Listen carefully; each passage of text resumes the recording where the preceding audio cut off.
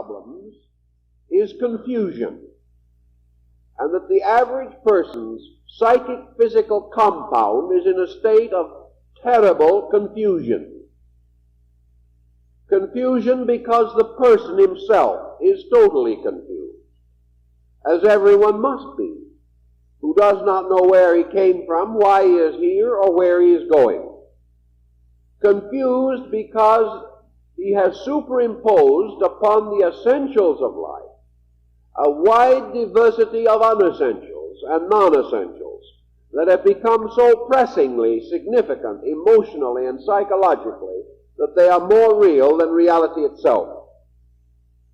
Thus, without patience, without tolerance, without serenity of soul or spirit, without the virtue of quietude or peace of soul, the individual struggles and staggers and strives his way through life.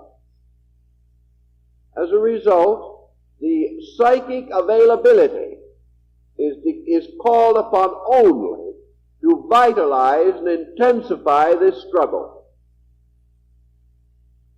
Socrates was convinced that the beginning of solution was the ability to relax these relationships and to realize that the soul, in order to orient itself, in order to integrate itself, must operate through what Aristotle calls leisure.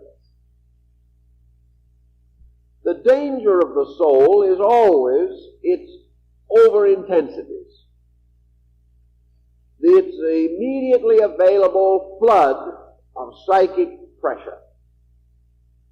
It is therefore most vital that the soul be qualified through relaxation, through leisure, and the cultivation of a certain serenity of spirit.